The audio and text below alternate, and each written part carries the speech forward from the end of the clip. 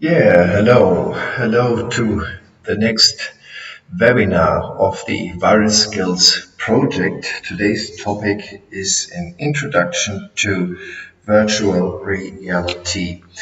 The Viral Skills project is co-funded by the Erasmus Plus program of the European Union and means fostering virtual reality applications within adult learning to improve low skills and qualifications.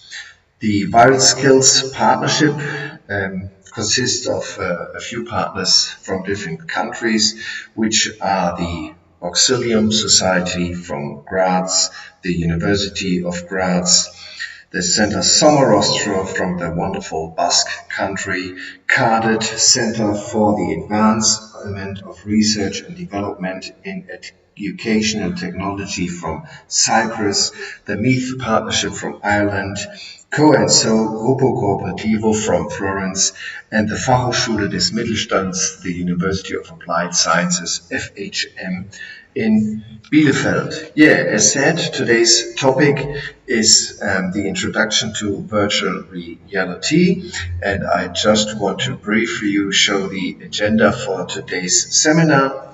First of all, I want to introduce you to the field of virtual reality. Then I want to discuss with you a few terms regarding the virtual reality continuum, to really foster an understanding of different terms such as virtual reality, true reality, augmented reality, mixed reality, etc. And then I want to introduce you to a few hardware and software things such as in discussion about standalone virtual reality systems, PC-based virtual reality systems, and smartphone-based systems. As said, when talking about virtual reality, it does make sense to first have a look at the so-called Virtuality Continuum, which was published by Milgram and Chisinau in the year 1994.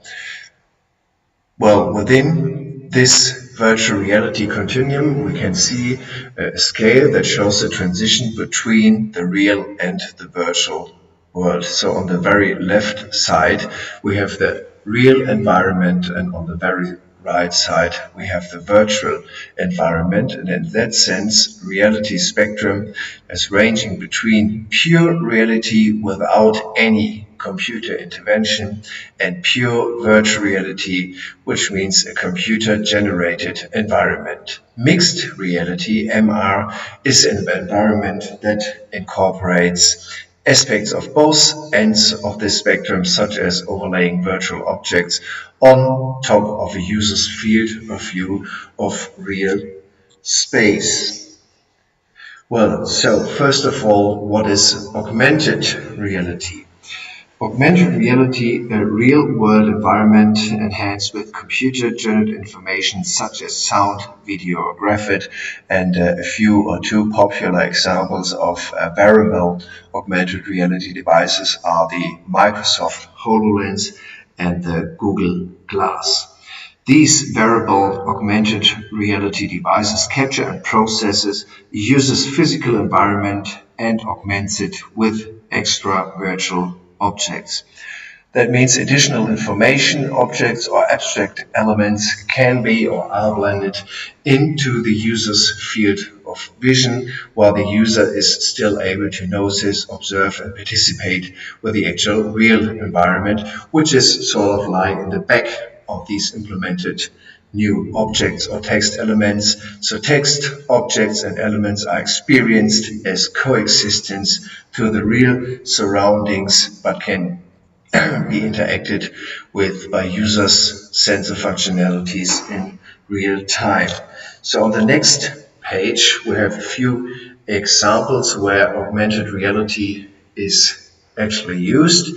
So, for example, in the picture on the top left, you can see that some extra information are provided within the field of view. So you can see the real environment, which is a city, and the augmented that information is some information about transit, or some information about a few hotels which are nearby, about grocery stores which are nearby, or about restaurants. And these information are also enhanced, for example, by user ratings of people who have actually tested the hotels, the restaurants, or the grocery stores.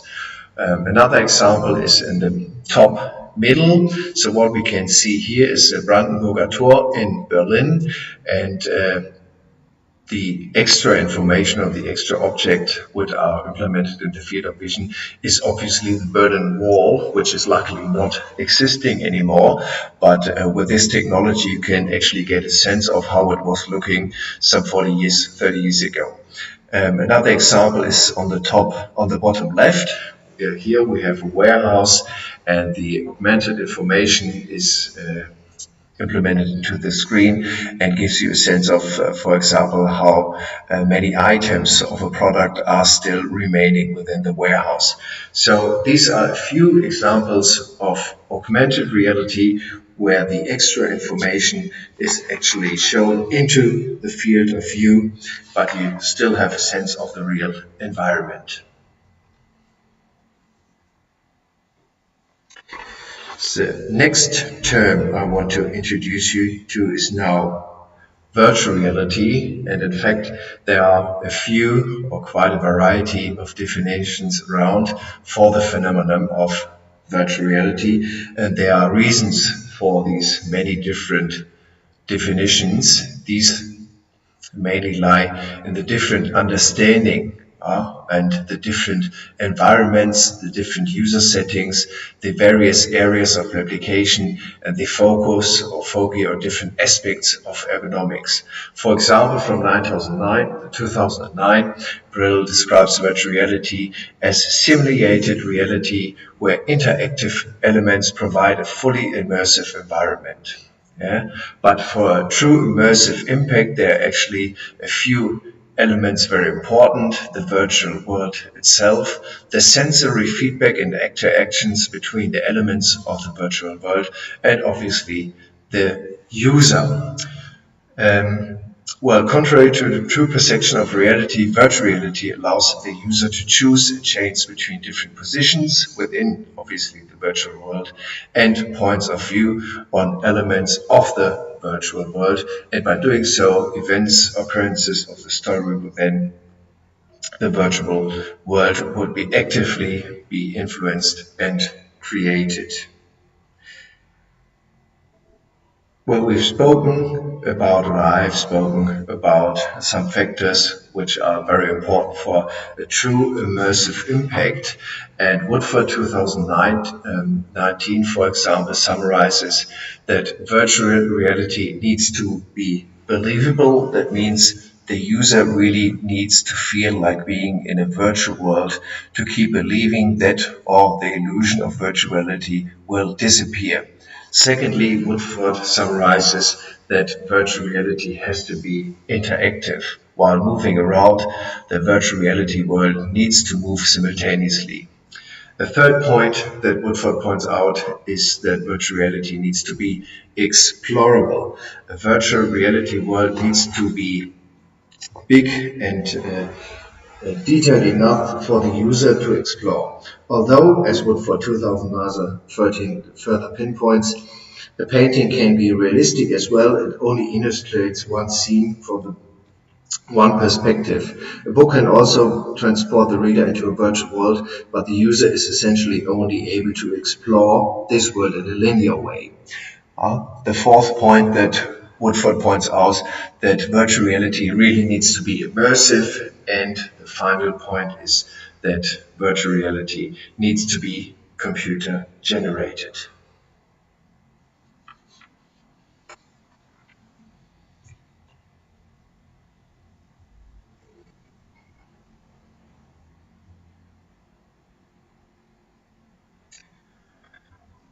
Another important factor is that experts report that users are still interested if the software allows high personal involvement. But high personal involvement can be limited by the headset, for example, that you're using, and be limited by the software which is also provided. Furthermore, it also can be limited, obviously, by the applications that you are using. But a very important factor in high personal of involvement are the degrees of freedom. Here, 6 degrees of freedom describe the freedom of movement of a rigid body in a 3-dimensional space, and that is regarded as essential for delivering a superior immersive experience. So within this project, we've actually tested a great variety of different virtual reality hardware systems. We have tested smartphone-based systems, we have tested PC-based systems, and we have tested standalone systems. Some of them already had 6 degrees of freedom, and some were limited to 3 degrees of freedom. But I want to briefly explain to you what that actually means, degrees of freedom. So we have a little picture here, which is describing the differences between 3 degrees of freedom and 6 degrees of freedom within the rigid body. And let me just translate to you what that means, the different terms that are summarized within this picture. For example, moving up and down is described as elevating or heaving. Moving to the left and moving to the right is described as strafing and swaying. Moving forward and backward is described as walking or surging. Swivels to the left and the right is explained as jawing. Tilts forward and backward is pitching, and pivots side to side would be described as rolling. And as you can see here on the right side, obviously these 6 translations to the rotations or the rotation itself are marked as green, orange, blue, and obviously red. And within the 3 degrees of freedom, we only have, for example, the movement to roll. Another really important aspect in choosing the right hardware system is the field of view. So you have to carefully decide which system you want to use for your learning and teaching context, as said, by the degrees of freedom, and also a very important field of view.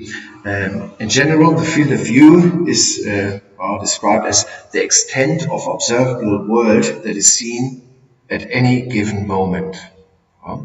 In a virtual reality context, it refers to how much of your vision a VR, for example, a VR headset display system covers. Wide field of view immerses you in a virtual environment, whereas narrow fields of view can feel more like using, for example, binoculars. And here's a description of 4 different systems where you can actually see how the field of view differs between, for example, the HTC Vive, the Rift, the Gear VR, or Rift DK2.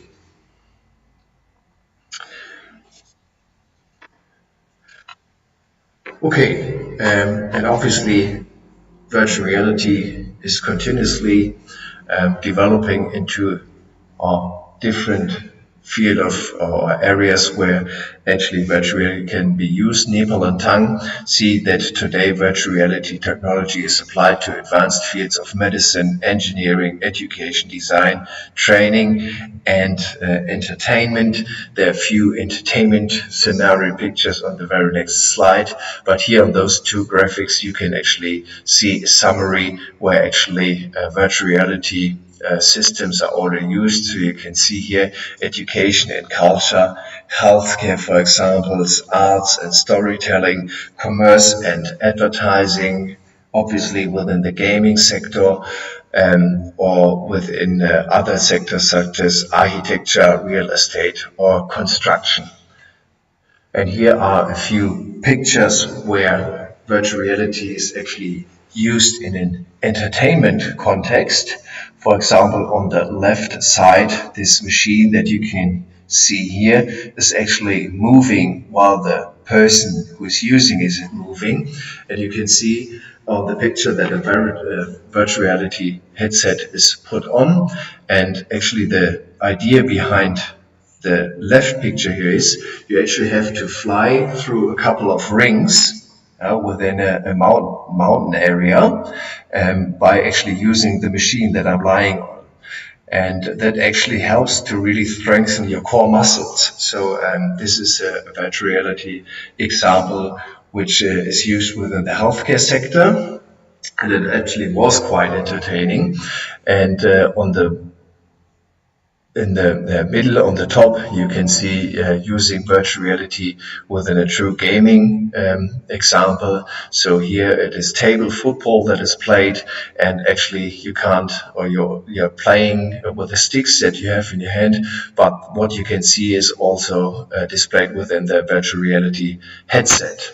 And a true problem sometimes of virtual reality in an entertainment sector, but also in an educational sector sense maybe, or in a healthcare sense, is that virtual reality can actually create a few side effects. And for example, a variety of users within our study, but also within literature, report that they have nausea and dizziness when they are using headsets, and sometimes that this can lead to motion sickness. So by all prominent examples how we can use virtual reality in a positive sense, there are also obviously a few side effects which can negatively influence the immersive experiences. So these were a few examples for augmented reality and virtual reality,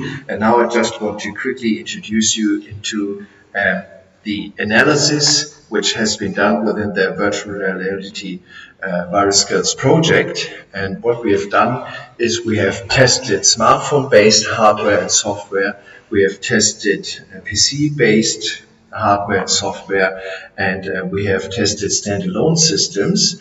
And here's one example for the smartphone-based sector. For example, we have tested the Samsung Gear virtual reality system.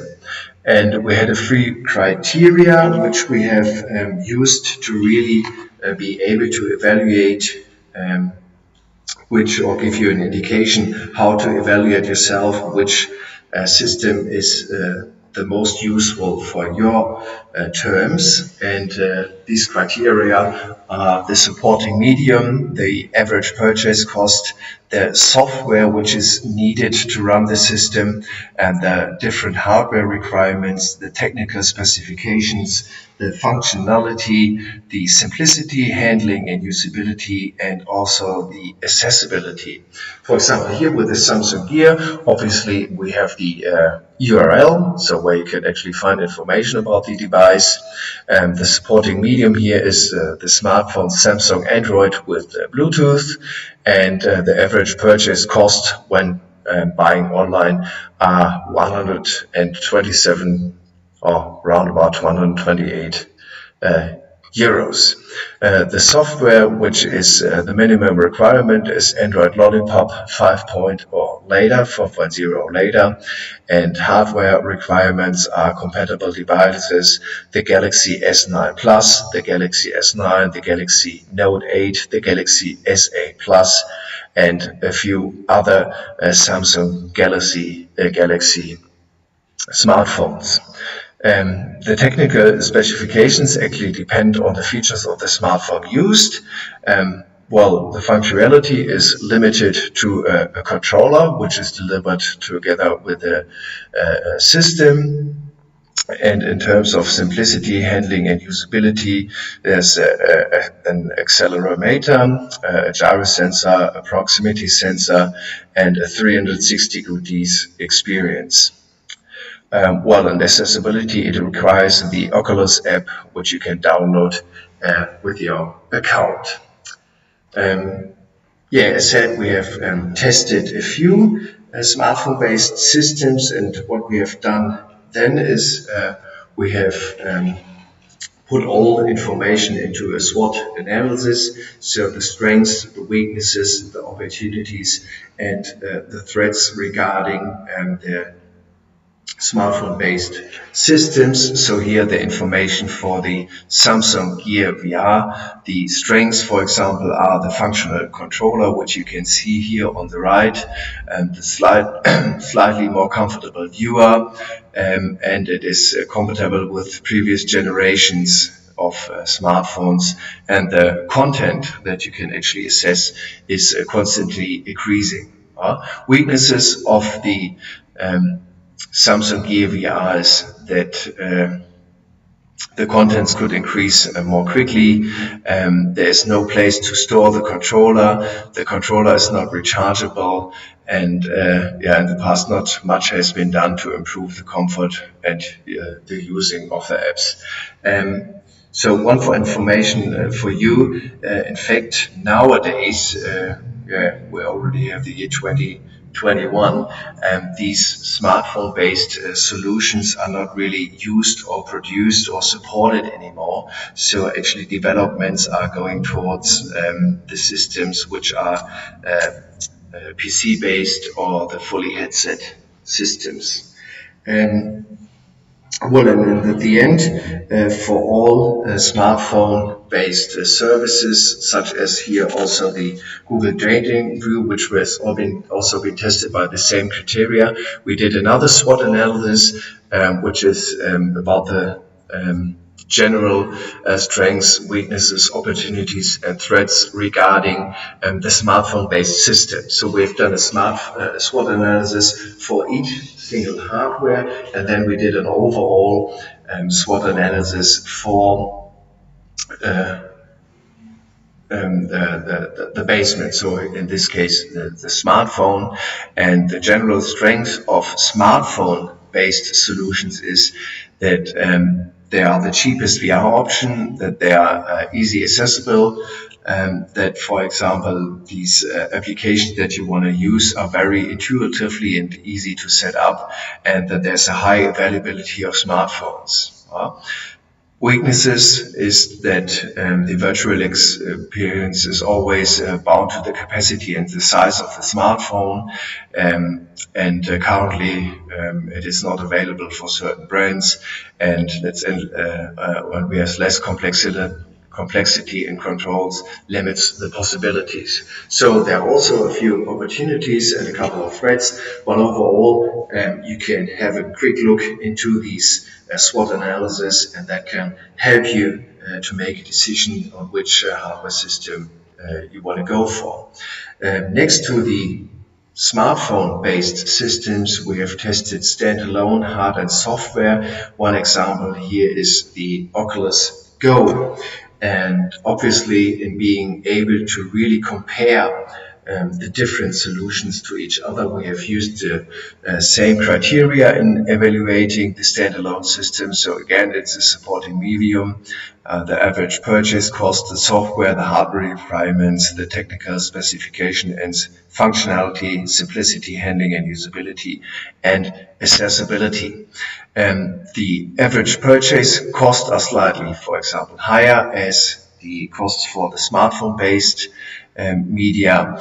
And here we have also some technical specifications, such as the field of vision, which is here for the Oculus Go, 100 degrees, the weight, which is 468 grams, the material, in this case it is fabric and plastic, and the resolution, which is 2560 times 1440, and a very good refresh rate with 60 to 73 Hz. Okay, as said, for all systems we have done SWOT analysis, so we've done that obviously for the standalone hardware software, in this case Oculus Go as well. Here, for example, there's a good value for money. It is a standalone system. You have integrated speakers, and it's actually a lightweight system. of weaknesses that the hardware is actually a little limited in the graphics section. It does not have a variety of powerful games in the catalog at the moment.